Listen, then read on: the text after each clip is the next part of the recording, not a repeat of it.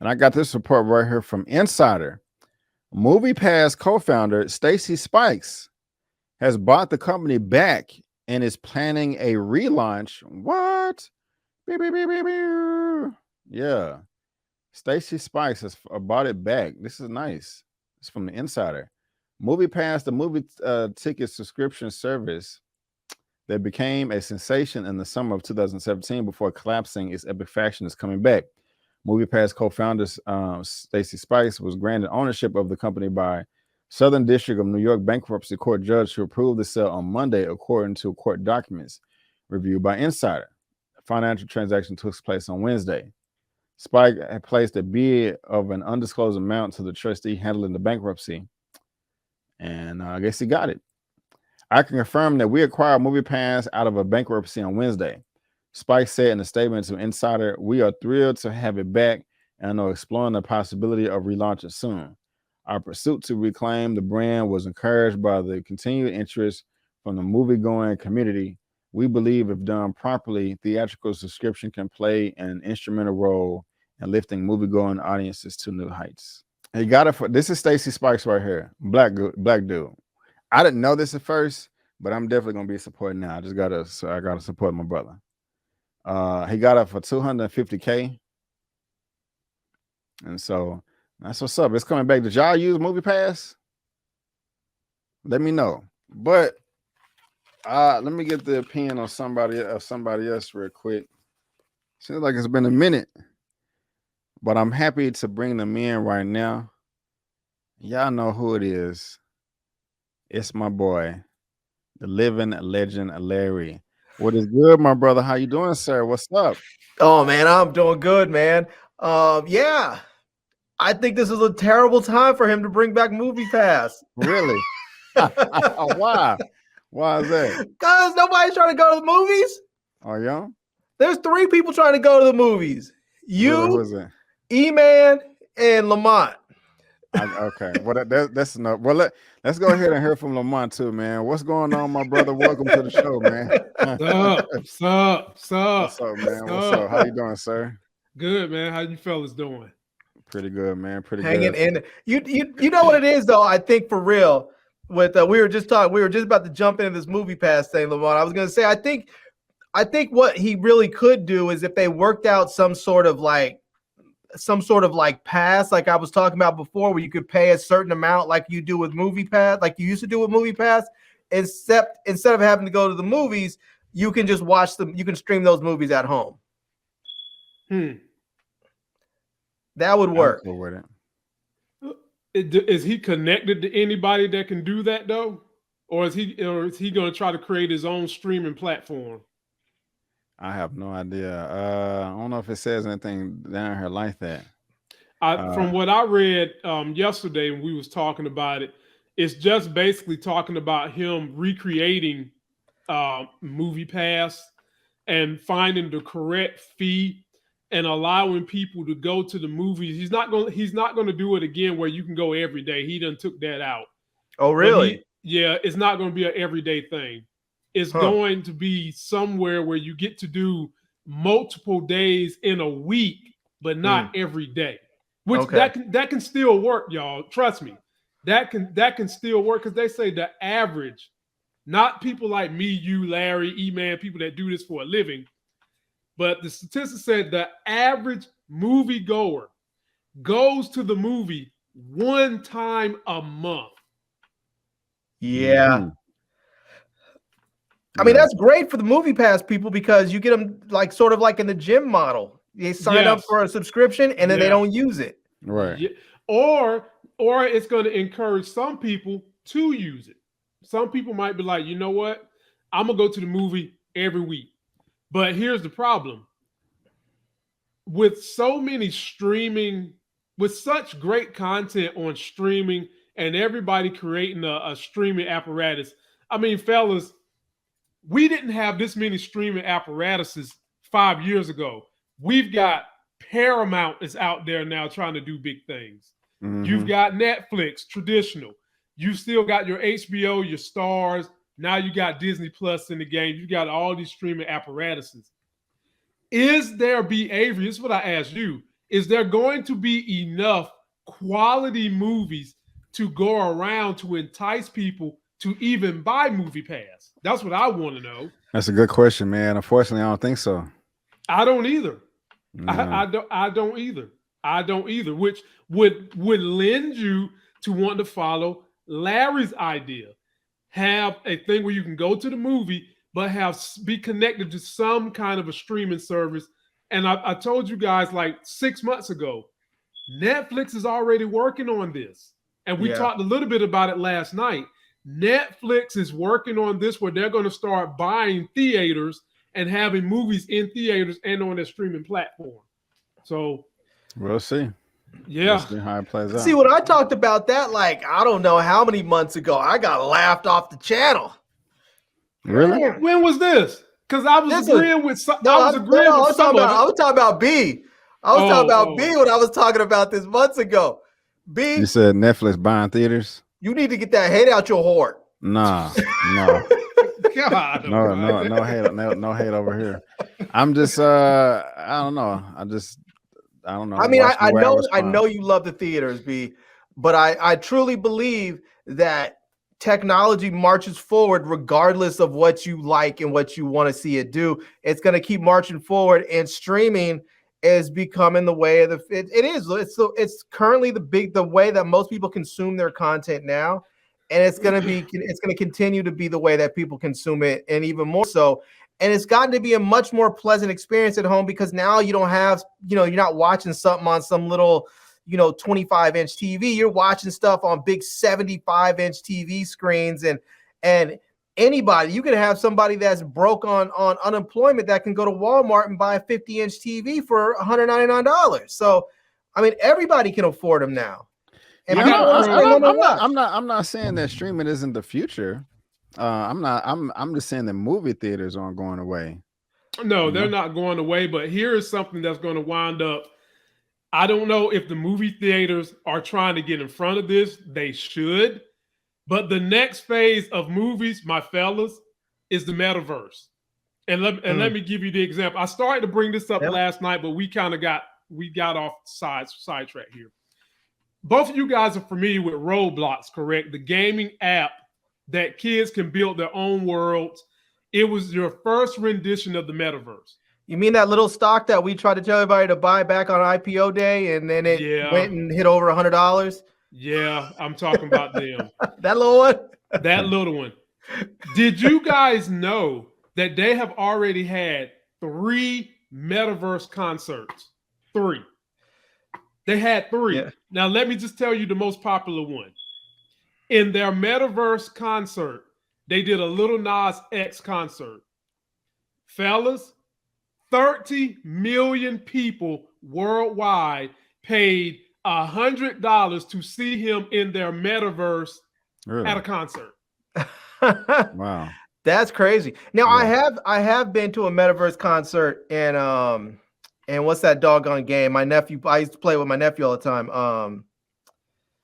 The dancing game. The dancing game. Nah, it's a shooter game, but Call of Duty.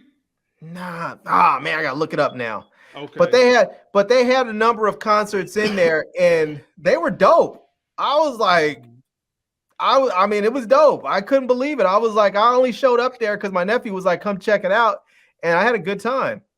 So, right on. I gotta look it up and see what it is. It's that game that got banned out of Apple's App Store when they tried to go circumvent Apple's in-app purchases, and then they ended up suing them.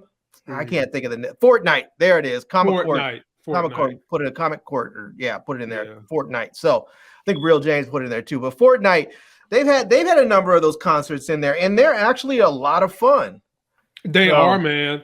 And then they even had where you could upcharge, have your avatar on screen with the performers they had in these metaverse concerts. That's going to be the future of movies. And if a theater can figure out a way to monetize that, man, that's where they're going to have to go. Ridiculous that it was Travis Scott that was there in Fortnite. That's who I saw, and it was off the chain, man. Let me go to super chat real quick. But Islamic's Way Live, $5 super chat. Thank you so much. Yes! Yes! Right on for keeping a live channel with real objective opinions. Keep up the good work, my brothers. Thank you so much, Islamic Way Live. We do So I'm appreciate curious, it. B, because I know how much you love the theaters. I want to know what you think is the healthy balance. Because I know you often say that you don't believe that people can put stuff out day and date and make money. I think there's a business model there that's waiting to be exploited. Maybe no one is perfected yet, but I want to know what you think is sort of a healthy balance for the industry, and that benefits the theaters, the studios, and the artist. Clarification. You said I don't feel that you can do day and date and make money. I don't feel you can do that with large productions and make money. You can do day and date with smaller productions, 10, 50, 25, $80 million maybe. But if it's 100, 150, 200, that's what I don't think, you can make money for a number of reasons. But a happy medium, give me an example. I'll give you an example. Okay. Here's a happy medium for me. You have a large budget movie, like an MCU movie, similar to what you're talking about, B. Avery. You have a large budget movie. At best, if you go to the theater to see it, let's say you take your whole family and you go to a night movie.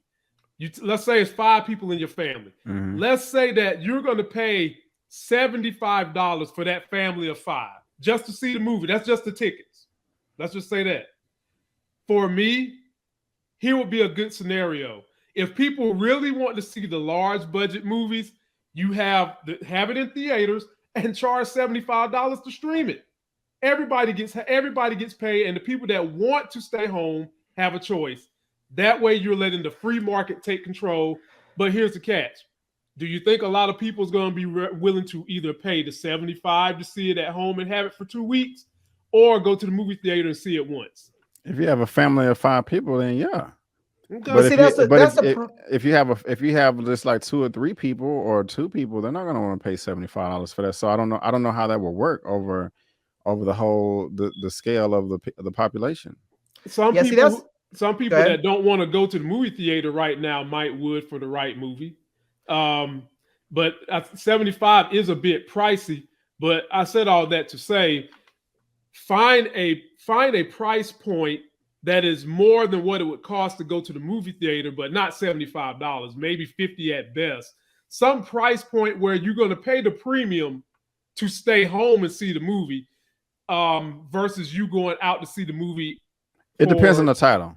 Right. See, I think this is where some of the theaters are going wrong, or the studios are going wrong. Like, I think Disney Plus went wrong when they came out and set that price point at $29.99 at $30 basically to stream, like Mulan and but and Jungle Book. I thought they may turn some numbers with that one. I think they did make some numbers with it, but I still think they went wrong by charging that much money. I think that for me, I think the sweet point is about $19.99. I think when you go for $19.99 to watch that movie, then it becomes a thing where you can say, okay, if it's just me at home with me and my girlfriend, or me and my wife, or me and my roommate, or even if it's just you by yourself at $19.99, most people will say, okay, I can deal with that. If I had to go to the movies, I'd have to pay probably, anywhere between $10 and $15 for the ticket, buy some gas money, maybe you get something to eat. Most people, I think, can say, okay, even though I don't want to spend a whole $20 just to sit by myself and watch it, I'll do it because I want to see the movie and I don't have to leave my house. But I think when you raise that another $10 and go to $30, there is a mental threshold that a lot of people just aren't willing to cross. And I think that's when you hit it. And I think if they dropped it down to $20, I think a lot of people would say, okay, I'm in it. I can do $20. But what do you do about the people that have the watch parties when they have 4, 5, 6 people come over, and you have 6 people getting the movie for $20 instead of paying $10 each, and it'll be $60 or $70 at the theater? That's what I mean. You, I mean, you, there's always going to be that. What do you do about the people that pay that? What do you do about the group of friends that buy one ticket and then the kid goes to the exit and pushes and leaves the exit door open so everybody can come in? Come on, that is far less likely than people having watch parties. I probably saw half my movies that way. Larry, that's we're talking millions of dollars. They probably lose a few $1,000s, from that, opposed to right. But do you think everybody's gonna sit around and say, okay, let's get together and have a watch party so that we can watch the new Shang-Chi or the new Eternal? I don't think people are gonna. I don't think there's gonna be that many watch parties. I think you may lose some money if you're thinking about like, okay, here's a family of 4 and it's only going to cost them $20 to stay at home. But then you have to also remember too that one, if you have more people willing to watch at that $20 price point, you're making more money because maybe these people would have said, we can't afford to go because we can't afford to take all 4 kids to the theater, all 3 kids and plus 2 of us. So we can't afford 5 people to go to the theater, but $20 we can watch that at home. So you get a lot of other people that you may not have reached with it in the theaters. And on top of that, we can't forget there's no revenue sharing when Disney Plus or HBO Max or any of these other people put it on their streaming platform. They don't have to share 50, 60, 30, 40%, whatever it is that they have, whatever agreements they have for those movies. They don't have to share that with the theaters. It's all theirs. So they don't need as many people. They don't need the price point to be as high to still make their money. Right on. I disagree with that. Well, because the theater, there's a back line for the theaters, and $19 or $20 ain't gonna do it. It's not gonna do it because when the big budget films come out, you for the consumer, it works, but for the business, that price point ain't gonna work. I mean, but Lamont, it becomes at that point it becomes about volume. It becomes about getting as many people to pay for it and watch it at home. Here's an example. Back when music streaming started, Metallica came out with an album and they released it on digital, and it was through their website or something. They said you can pay what you want. It was a pay what you want. You can go in there and you can set the price to $0 and just get the album for free if you want it, or you can set it to $100,000 and you can pay $100,000. You can pay whatever you want. They said the average price that was paid for that album, I think, was somewhere around $5.80 that people ended up paying. But they said they made more money off of that album than they have for any other album that they have produced for their entire time together as a group. And the price point was only at like $5 and something because they didn't have to have any revenue sharing. It was all theirs. Right. But the movie theaters have and the studios have revenue sharing, and the object is not to kill the theater. The object is to give more options to see the content and still be able to make your money, which is why I'm arguing there's got to be a sweet spot that's not $50, but it can't be 19 either. Somewhere in between there. But they only have to revenue share the theater funds, right? Let's go ahead and move on.